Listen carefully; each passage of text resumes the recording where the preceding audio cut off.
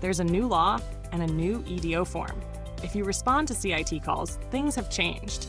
In this video, we'll break down what Senate Bill 1164 updated, how it affects your emergency detentions, and what the new form requires. These changes apply to every EDO, regardless of age, and they take effect September 1st, 2025. We'll keep it quick and practical so you know what's expected and how to get it right. Here's what's changed with Senate Bill 1164. Before, detention required a substantial risk of serious harm, like threatening to harm themselves or threatening someone else. That's still the foundation. But SB 1164 broadens what you can consider, as long as imminent risk and urgency are still present. First, the law already allowed detention for emotional distress and deterioration. But now it specifies the distress must be severe. We're looking for clear signs of decline, not just someone having a bad day. Second, there's a new indicator. The person shows an inability to recognize their symptoms or appreciate the risks and benefits of treatment. In plain terms, they don't understand they're mentally ill or what getting help means. That lack of insight may place them or others at risk. It affects their capacity to make decisions. They can't meaningfully consent if they don't even know they need help. Here's what that might look like on a call. You might find someone who is just running in traffic during a psychotic episode. By the time you arrive, they've calmed down and seem spaced out. They don't see themselves as sick or in danger. That lack of insight is exactly what this update was meant to address. Another example. Think of a natural disaster, like a deep freeze. If someone with mental illness is clearly unprepared to survive the conditions and can't recognize the risk, this provision gives you a way to act before it becomes a life-threatening emergency. But to be clear, these signs alone don't justify detention. They must still be paired with imminent harm and urgency, like in the previous examples.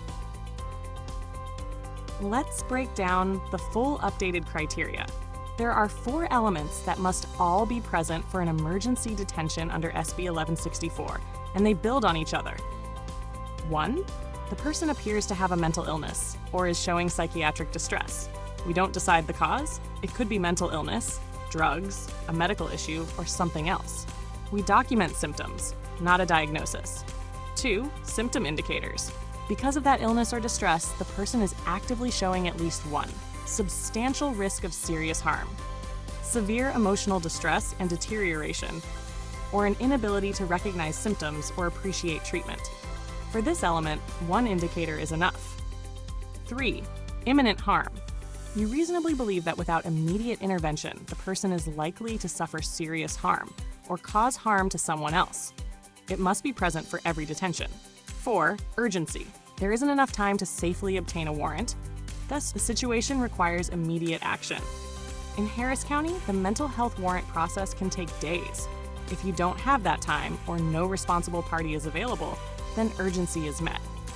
So how does this change our approach? It doesn't. The new language just clarifies what we already do. Bottom line, all 4 elements are required. Mental illness, a symptom indicator, imminent harm, and urgency. If all 4 are present, it's a solid detention. Remember, imminent harm and urgency are always required. Let's clear up common mistakes. 1. Lack of insight alone is not enough. It must connect to imminent risk and urgency. 2. Homelessness alone is not enough. If there's no symptom indicator and no imminent risk, we cannot detain. 3. Detention is not about who needs treatment. It's about risk and urgency. Plenty of people need care. That doesn't mean they qualify for detention. The key is being able to clearly articulate why this person must go to the hospital right now, based on what you see, and why the situation is urgent.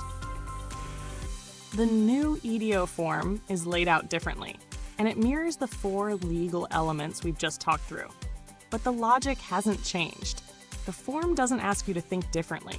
It just helps you organize and document the CIT calls you already know how to handle. At the top of the new form, you'll see a set of checkboxes. They're verification boxes. By law, you'll check all of them because they restate the required elements: mental illness, the risk of harm or severe distress, and that the risk is imminent. Think of them as your legal affirmation that you had probable cause to act. There's also a new section that requires demographic data, like age group, gender, and race. This helps ensure reporting about who's being detained and how often. You'll also notice a section for an EMS signature. By law, this line has to appear on the form.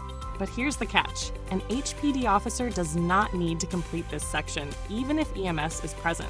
That's because we do not have a memorandum of understanding with the Houston Fire Department for them to assume responsibility for transporting consumers under EDO. So even though it's there, just leave it blank. The responsibility stays with HPD. The new format is more guided. It's still flexible. You can explain things in your own words, but the layout helps you stay focused and cover each element. If you're used to filling out the old form, this one should feel more like a guided checklist that mirrors your thinking on a call. Quick recap. Every emergency detention requires 4 things: mental illness, a symptom indicator, imminent harm, and urgency. The new form walks you through those steps and ensures your documentation is clear. You'll find the updated EDO form at your station and on the portal's Mental Health tab. If you have questions, reach out to the Mental Health Division. That's it for now. Thanks for watching and stay safe out there.